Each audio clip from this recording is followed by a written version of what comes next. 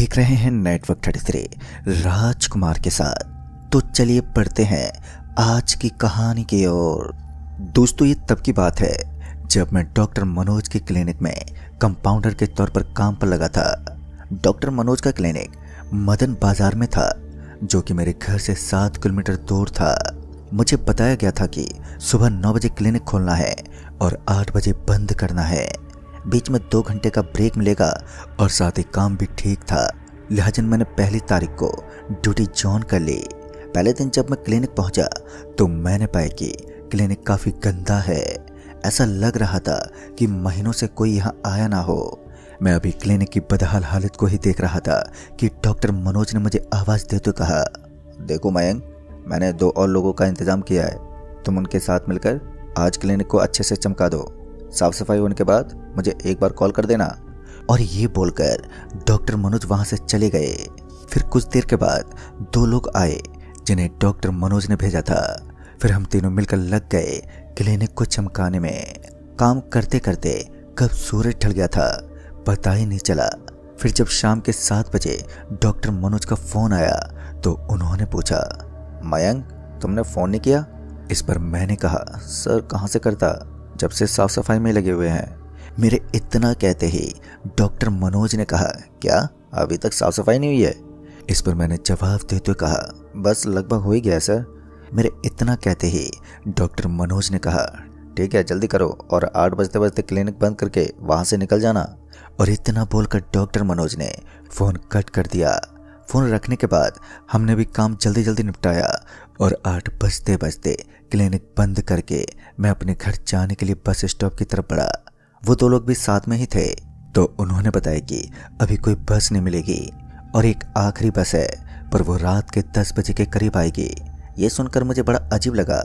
आखिर 2 घंटे तक बस का इंतज़ार करते हुए भला कौन रुकना चाहेगा। उस समय तो मैं बस स्टॉप पर जाकर बैठ गया और वो दोनों आदमी आगे चले गए। मैं बस स्टॉप पर बैठे बैठे यही सोच रहा था कि अब क्या किया जाए। पहले तो मन में ख्याल आया कि किसी से लिफ्ट ले लेता हूँ, पर जब मैंने लिफ्ट मांगने की कोशिश की तो किसी ने गाड़ी तक नहीं रोकी और ऐसे ही आधा घंटा बीत गया। आधे घंटे के बाद जब किसी ने लिफ्ट नहीं दी तो मजबूरन मुझे ऑटो लेना पड़ा, जिसमें मेरे काफ़ी पैसे खर्च हो गए। खैर, अगले दिन जब मैं क्लिनिक पहुंचा तो क्लिनिक खोलते वक्त मेरा ध्यान क्लिनिक के बोर्ड पर गया, जिस पर क्लिनिक खुलने का समय तो ठीक लिखा था, पर क्लिनिक बंद होने का समय 8 बजे की बजाय 10 बजे लिखा हुआ था। उस वक्त मैंने इस बात पर उतना ध्यान नहीं दिया और अपने काम में लग गया। फिर 15 से 20 मिनट बाद डॉक्टर मनोज भी आ गए और फिर धीरे धीरे मरीजों का भी आना शुरू हो गया था। दोपहर तक क्लिनिक खाली हो गया और डॉक्टर मनोज भी घर लौट गए। मैं भी लंच करके कुछ देर के लिए सुस्ताने लगा। फिर तकरीबन 4 बजे मरीजों का आना चालू हो गया। अब डॉक्टर मनोज भी वापस 4:15 तक आ चुके थे। फिर तकरीबन 7 बजे डॉक्टर मनोज घर चले गए, जबकि अभी भी 3 मरीज अपनी बारी आने का इंतजार कर रहे थे, पर डॉक्टर के वक्त से पहले चले जाने के कारण वो 3 मरीज मेरे पर भड़क गए। मैंने किसी तरह उन्हें समझाया और उन्हें वहाँ से भेज दिया। उन्हें भेजने के कुछ देर बाद मैं भी क्लिनिक बंद करके बस स्टॉप पर पहुंचा। मुझे ये तो पता था कि अभी कोई बस नहीं मिलने वाली। आज भी मुझे ज़्यादा पैसे खर्च करने पड़ेंगे। चूँकि अभी 8 भी नहीं बजे थे तो मैंने लिफ्ट लेने की सोची और जब लिफ्ट मांगना शुरू किया तो कुछ देर के बाद एक बाइक वाले ने मुझे लिफ्ट दे दी और मैं उस रात 8:10 तक घर पहुंच गया। इसके बाद यही सिलसिला चलता रहा। जिस दिन डॉक्टर मनोज जल्दी चले जाते उस दिन तो लिफ्ट मिल जाती थी, पर बाकी दिन मुझे ऑटो से आना पड़ता था। ऐसे एक दिन डॉक्टर मनोज जल्दी घर चले गए। बाहर मौसम भी काफ़ी ख़राब था और आसमान में गरज रहे काले बादल कभी भी बरस सकते थे। डॉक्टर मनोज के जाने के बाद मैं भी अपना काम ख़त्म करके निकलने ही वाला था कि बारिश शुरू हो गई और मजबूरन मुझे अकेले ही क्लिनिक में रुकना पड़ा। धीरे धीरे वक्त बीतता रहा, पर बारिश कम होने की बजाय तेज होने लगी। इसी बीच बैठे बैठे मेरी आंख भी कब लग गई मुझे पता ही नहीं चला, और जब आंख खुली तो मैंने पाया कि बारिश थम चुकी है। मैं भी उठा और क्लिनिक का शटर गिराने ही वाला था कि मेरे पूरे बदन के रोंगटे खड़े हो गए और बेचैनी के साथ तेज ठंड का एहसास होने लगा। फिर जब मैं शटर गिराने के बाद मैंने लॉक लगाने के लिए ताला उठाया तो मेरी नज़र ठीक मेरे पीछे खड़ी एक औरत पर पड़ी। उसके गोद में एक बच्ची थी। वो औरत काफ़ी परेशान लग रही थी और मैंने उस औरत से कहा, अभी तो काफ़ी लेट हो गया है, डॉक्टर साहब कब के जा चुके हैं, कल आइएगा। मेरे इतना कहते ही वो औरत बोली, पर डॉक्टर साहब ने तो मुझे इसी वक्त बुलाया था। ये सुनकर मैं चौंकते हुए बोला, ऐसा कैसे हो सकता है, अभी तो 10 बजने वाले हैं, जबकि क्लिनिक तो 8 बजे ही बंद हो जाता है।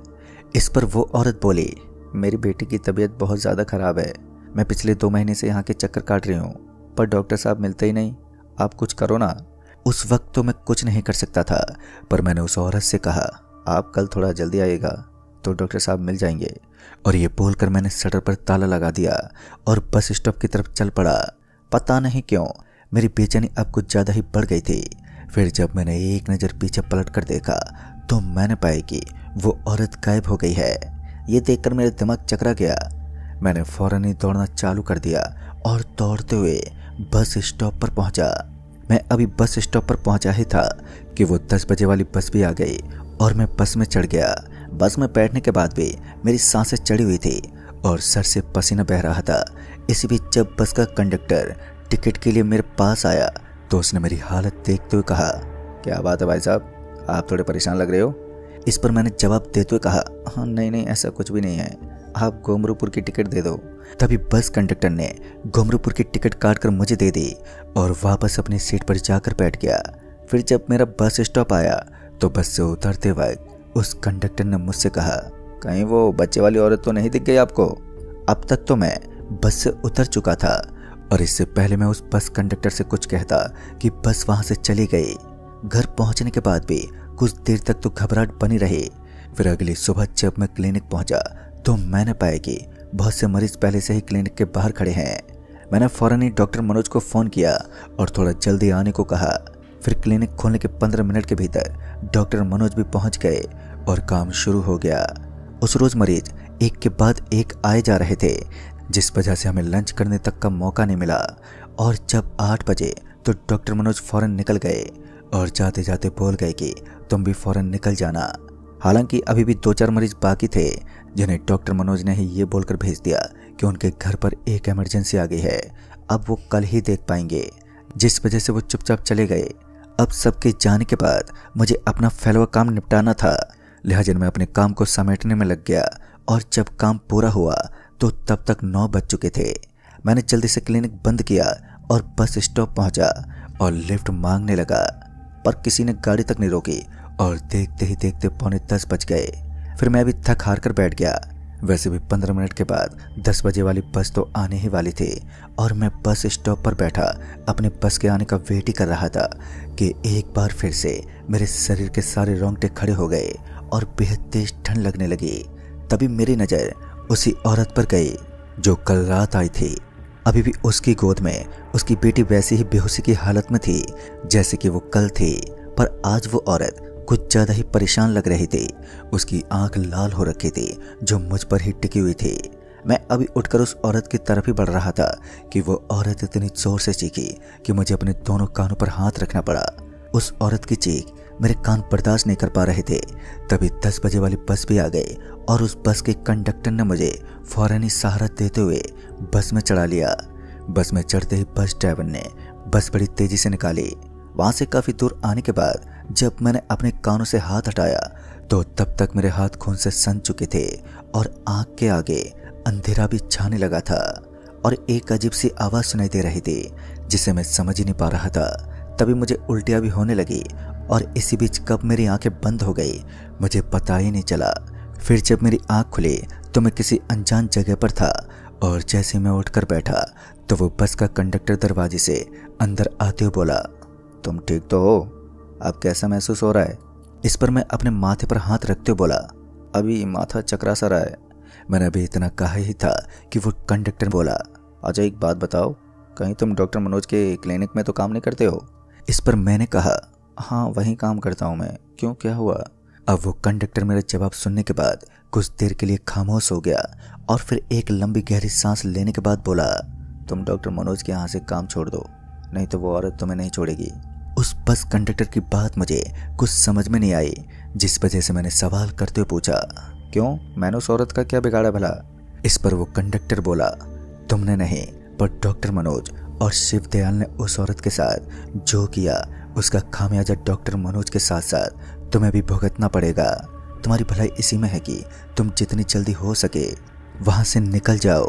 इसके बाद जब मैंने उस कंडक्टर से उस औरत के बारे में पूछा तो उसने बताया कि सालों पहले वो औरत अपनी बीमार बच्ची को लेकर डॉक्टर मनोज के क्लिनिक पहुंची थी। उसकी बच्ची को दिमागी बुखार चढ़ गया था, पर डॉक्टर मनोज ने उस वक्त उतना ध्यान नहीं दिया और बुखार की दवाई देकर उसे घर भेज दिया। उस रोज वो घर जाने के लिए हमारी बस में ही बैठी थी। वो पूरे रास्ते रोती बिलखती रही और जब मोमनगर का स्टॉप आया तो वो अपनी बच्ची को लेकर वहीं उतर गई। उस रात मुझे रह रहकर उस औरत और उसकी बच्ची का ख्याल आता रहा। मैं मन ही मन भगवान को उस बच्ची के ठीक हो जाने के लिए प्रार्थना करता रहा और जब अगली रात हमारी बस उस बस स्टॉप पर रुकी तो सामने वही औरत अपनी बच्ची को गोद में लिए गुमसुम खड़ी थी। बस के रुकते ही वो बस में चढ़ी और एक सीट पर जाकर बैठ गई। उसकी बच्ची उसकी गोद में बेसुध पड़ी हुई थी। फिर जब मैंने उसकी बच्ची को घूर कर देखा तो मैंने पाया कि उस बच्ची का शरीर एकदम ठंडा पड़ चुका है, यानी कि उसकी बच्ची मर चुकी थी। उस वक्त बस में एकदम से मातम सा छा गया और इससे पहले मैं उस औरत से कुछ बोलता कि उसका बस स्टॉप आ गया और वो वहीं उतर गई। उसके बाद वो औरत काफ़ी दिनों तक नहीं दिखी। फिर तकरीबन महीने भर के बाद ठीक रात के 10 बजे उसी बस स्टॉप से एक घबराया हुआ आदमी हमारी बस में चढ़ा। वो आदमी इतना ज़्यादा डरा हुआ था कि वो बस की सीट पर बैठने की जगह सीटों के नीचे छिपने की कोशिश करने लगा। फिर जब मैंने किसी तरह उस आदमी को शांत करने के बाद सीट पर बैठाया तो तब जाकर उसने बताया कि उसका नाम शिवदयाल है और वो डॉक्टर मनोज का कंपाउंडर है। फिर जब मैंने उसके घबराहट की वजह पूछी तो उसने बताया कि डॉक्टर मनोज और उस कंपाउंडर ने मिलकर उस औरत को ठगा था। अब वो उसके जान के पीछे पड़ी हुई है। दरअसल कंपाउंडर शिवदयाल उसी औरत की बात कर रहा था जिसकी बच्ची बीमार थी। आगे उसने बताया कि जब वो पहले दिन अपनी बच्ची को लेकर आई तो डॉक्टर मनोज देखते ही समझ गए थे कि उसकी बच्ची नहीं बचेगी, पर डॉक्टर मनोज ने उससे ये कहने की जगह पैसे की डिमांड करते हुए कहा कि 15,000 रुपये ले आओ, तुम्हारी बच्ची ठीक हो जाएगी। और वो औरत अगले ही दिन 15,000 रुपये भी ले आई, पर तब तक उसकी बच्ची मर चुकी थी। पर डॉक्टर मनोज ने दिखावे के लिए उसकी बच्ची को कुछ देर के लिए क्लिनिक में रखा और फिर ये बोलकर उसे उसकी बच्ची थमाते हुए बोला कि अभी मैंने दवाई दे दी है और सुबह तक होश आ जाएगा और ये दवाइयाँ टाइम पर देते रहना। फिर वो औरत डॉक्टर को धन्यवाद देते हुए वहाँ से घर चली गई, पर शायद उस माँ के दिल को पता चल गया था कि उसकी बच्ची नहीं रही।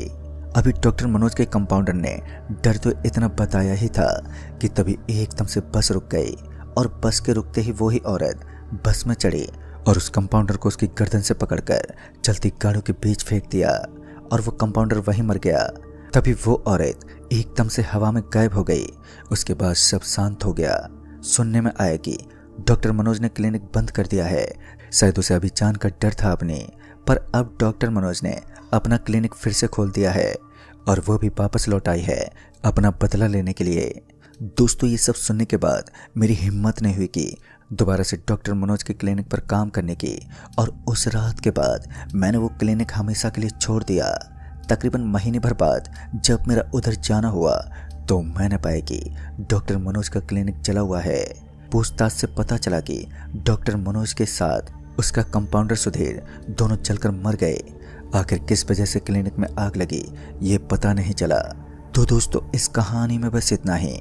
कहानी आपको पसंद आई हो तो वीडियो को लाइक शेयर जरूर कर दें और साथ ही हमें नीचे कमेंट बॉक्स में ज़रूर बताएं। तो मैं आपका दोस्त राजकुमार जल्द ही मिलूंगा ऐसे एक और नई कहानी के साथ। तब तक के लिए बाय एंड टेक केयर।